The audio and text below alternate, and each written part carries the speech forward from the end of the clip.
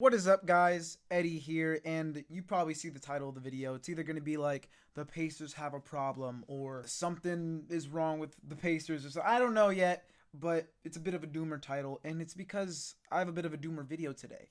The Pacers-Celtics game just ended, game 2 of the Eastern Conference Finals. The Celtics won 126-110, and they are now up 2-0 on the Pacers. So yeah, we're just going to go through each quarter a little bit and then kind of talk about the overall performances, some injury stuff, and what I really want to get to the bottom of is, do the Pacers still have a chance of winning the series, or is it over? Is it over? I don't know. There are a few key points that I do want to talk about. So let's get right into it. It's mostly going to be quarter by quarter, and then we'll talk more in general because I have my notes in order. Let's just start off with the first quarter. The first thing I noticed was Al Horford. He's been a highlight for me these whole playoffs because he is a vet that knows what he needs to do when he needs to do it. Even though he's not the biggest scorer throughout, the whole season and whatnot, you don't look at his stats and go, oh my God. It's in these key games where he shows his knowledge, his staying calm in the pressure, all that good old stuff. Something you need, especially at this time in the playoffs. The Pacers are a young team. You saw it in the first game. It went against them a bit. Even though I would consider that Knicks game, the game 7, to have sped up their progress a little bit in terms of that area for handling pressure and all that, because that is a crazy atmosphere. But still, you can't compare that to the Celtics experience in general, not only Al Horford's, because the Celtics have been in the playoffs these last few years. Pacers are just behind in that area. But, the first quarter ended 27-25. Indiana was still very close. Kind of been the story of the game all since last game. Just very close. Although we entered the second quarter, the Celtics came out swinging. And I believe 17-point run to start the second quarter, something like that. I think I might be a little bit wrong. A great defense, but that offense. Because not only scoring-wise, but offensive rebounds. They were absolutely cooking. They got so many extra chances at buckets that changed this game because either the Pacers were being lazy on the boards or the Celtics were just that aggressive. And of course, leading this whole run, Jaylen Brown doing his thing, which is so important for Jason Tatum reasons I'm going to explain later. Although I will give credit to the Pacers.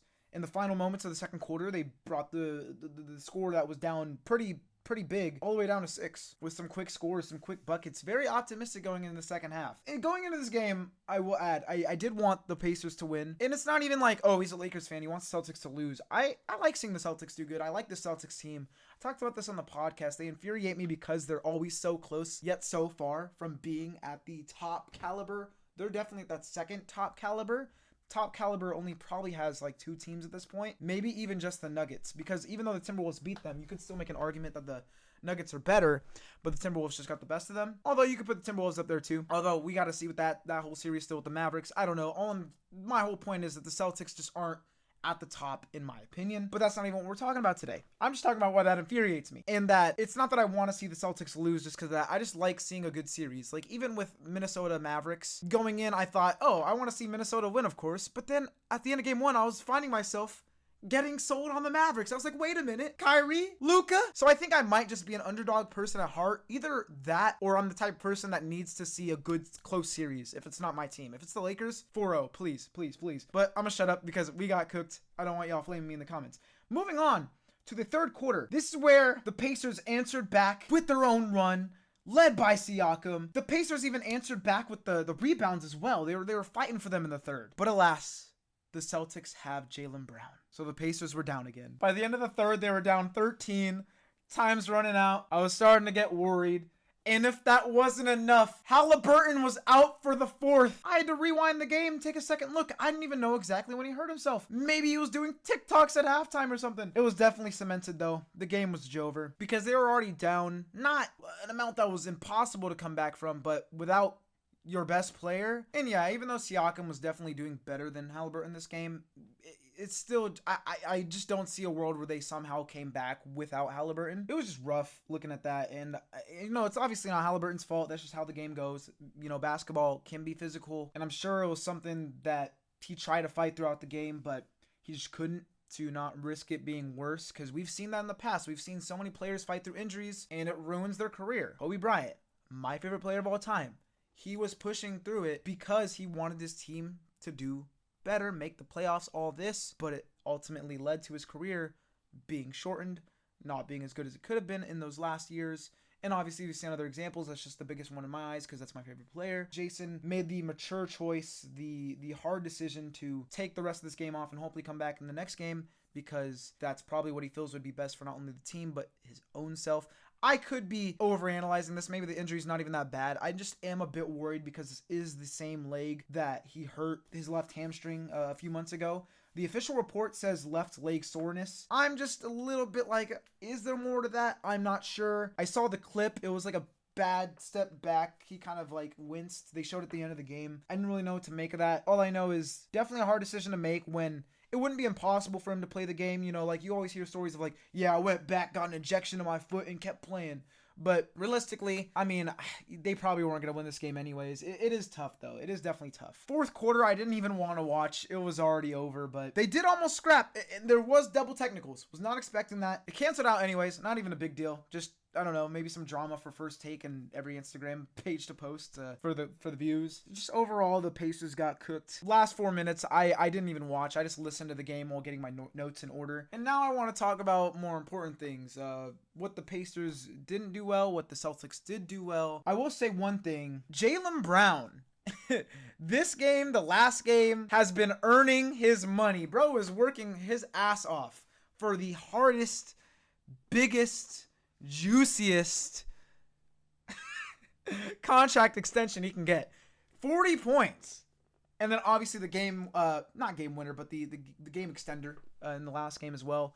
And just overall leading those runs, being the biggest part of this team today, which I was mentioning earlier was huge because Jason Tatum struggled. He got 2 points in the first quarter, got 2 points in the second quarter, got 4 in the third, and 8 in the fourth. Obviously, he didn't need to make a big explosion in the fourth because they were already probably going to win. And 24 points, I think it is, 23 points overall, actually, isn't that bad. But, you know, you think he could probably do better. He probably will as well in the next game. I just think it's huge for when he's not having his best night that Jaylen Brown does have his best night, because if Jason Tatum only has this 23 and then Jaylen Brown only has a certain amount, I could see this going a bit differently. And not even just points wise, but the fact that he was leading those runs and momentum and all that stuff was pretty huge. And I know it sounds kind of bad when I put it this way, like 23 points is so bad, Jason Tatum. I'm just so fucking spoiled by him normally doing insane shit that good throws me off. Although, you know, on the Pacers side, Pascal Siakam, huge fucking W for him this game in terms of playing. He was the highlight of the game. There was some other good stuff. I mean, second half, Miles Turner, I felt, did better than the first. Or maybe it was just the first quarter. I don't remember. He was cooking a little bit. Halliburton, I mean, like, assist-wise, looks good. Points, looks all right. You know, it just wasn't his game either, but obviously he was hurt. And yeah, it's just rough. I'm looking at the shot chart for the Pacers. Corner threes were not hitting at all. Most of their threes, I mean, they have a couple spread out, but I don't know, man. The Celtics, I'm noticing, is very centered, like, here. Like, if you look at the box, it's here. And then for the Pacers, it's a bit more spread out a little bit, it almost looks like. The Celtics, they had so many easy layups this game. The lane was left wide open a couple times, and I'm just looking at, like, what the hell is going on here? And like I mentioned as well, just a lot of extra opportunities with those rebounds. Yes, I know the Pacers started cooking again with those in the third, but just overall, let me pull up the rebounds. Pacers only had 12 offensive rebounds, 25 defensive, while the Celtics had 13 and 27. That's actually a lot closer than I would have assumed. I wonder what the breakdown is for that in terms of the quarters, but I'm not going to look at that right now. Assists, you know, Celtics had 5 more. If we go to blocks, I mean, Celtics had 2 more. If we go to free throws, how many free throws did each of them have? They had 16 attempts. The Celtics had 20. And I did see a lot of those fouls, or at least a couple of them on Jaylen Brown. So, like, or not that Jaylen Brown fouled. He did. But, like, there was some good opportunities for his free throws. Just overall, there's a lot of those little things. Sorry, I'm not the best at analyzing it. This is my first post-game analyzing video ever. So I'm kind of all over the place, but you know, this was an interesting game because I don't see any way the Pacers can come back at this point. If they would have stolen game 1, I wouldn't be as doomer as I am right now, but with Halliburton having this nagging injury that could come back to bite him, even if he does come back in time for game 3, and the fact that, let's say, Pacers pull out the next game. Porzingis, Tingus Pingus might come back game 4 is what I'm hearing. And even if he doesn't come back game 4, he can come back game 5, game 6, game 7, depending on how far this goes. And that's huge for the Celtics if they weren't already fucking deadly enough. I'm sorry to say it, Pacers fans, but it might be time to go to Cancun. Cancun, I don't know how you pronounce it. It might be time. It might be time to take the flight. I'm sorry, y'all. It might be time. Yeah, that's it for me, man, I think. Just saddening.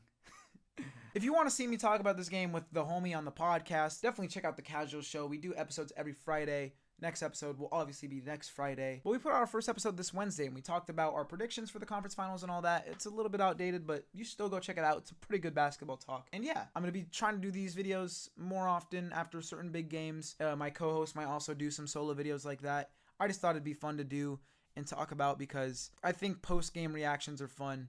Although this one was definitely not as exciting as if I did one after the last Dallas and Minnesota game. But yeah, what are your thoughts on this? What did I miss? I probably missed a lot.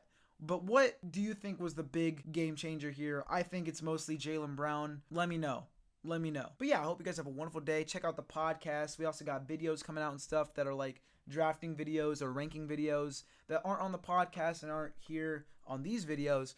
So we got a lot of content coming to you. And yeah, I'm out. Peace.